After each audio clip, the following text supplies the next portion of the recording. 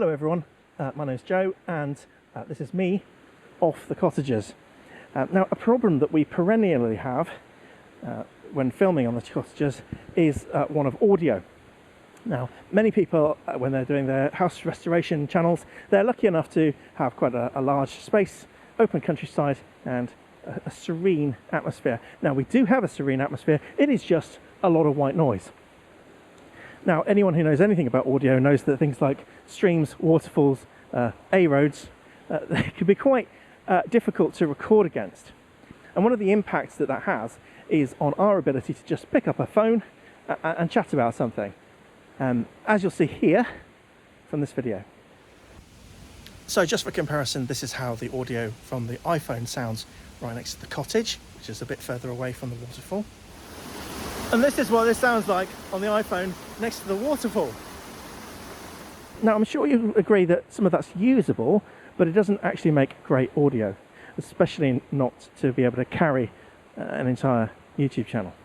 So I've been exploring solutions over the years, and I wanted to share some of what I've learned, because actually recording audio in challenging environments doesn't actually have to be that expensive.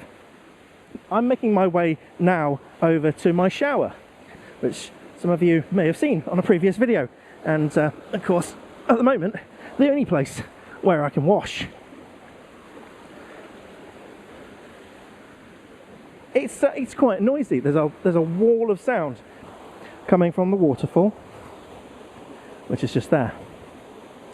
So I do have more expensive microphones, particularly a Lavalier mic from Rode, which is a decent high quality piece of kit and probably the best sort of sitting around kind of audio solution that I've got.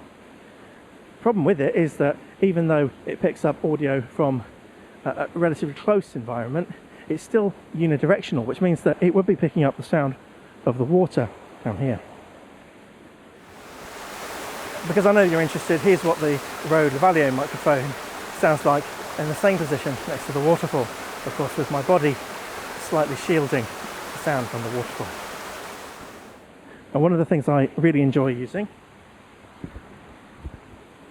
is this Sony microphone from the 1990s, which I bought for the princely sum of £10 and then fitted a big windsock or a wind bubble, which was actually about 3 times the price of the microphone itself, but has transformed it in terms of its usability, because before plosive rejection was pretty shocking, and now this makes it usable outside, and I can use it in windy conditions as well. So some of you will also be noticing that I'm wearing this headset, which is a cheap Logitech headset that I purchased on eBay for £7.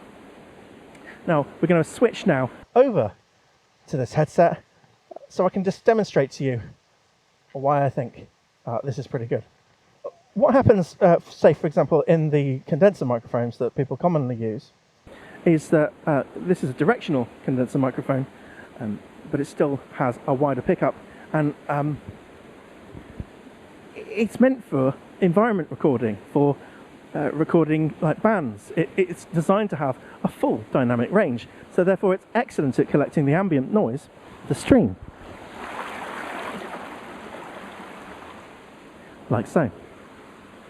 However, in a busy office environment, the headset, which you're listening to right now, is designed to eliminate quite a lot of background noise, the overall office hum, the churn of that office milieu.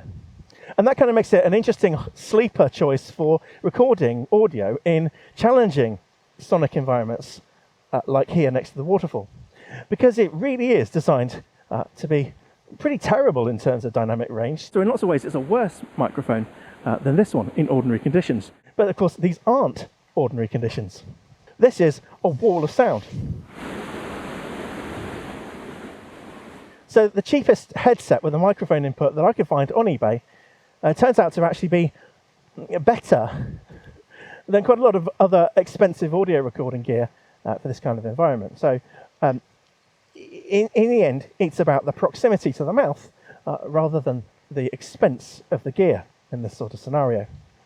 There are, of course, some drawbacks, and one of the drawbacks is that as I age, I'm becoming slightly more breathy. And when we're doing a lot of manual labour at the cottage, I sometimes get increasingly breathless doing that. And being closer mic, you'll pick up more breathing noises in the audio. So in the end, it's going to be up to you whether you'll be able to exercise some breath control to make sure that between your sentences you can slowly breathe without being breathy, or you just accept that you can be natural, slightly hurried, breathe because you're a human being, and accept that maybe that's the price to pay for not having such intrusive background noise on your audio. I really hope that's useful for someone, because when I was looking into this sort of thing, it's not the kind of wisdom that people want to share on YouTube for some reason. So I thought maybe someone, somewhere, would find it useful. How to record passable audio next to a waterfall, or any other really noisy, consistent white noise like sound source. So, thanks for watching everyone, and see you again soon.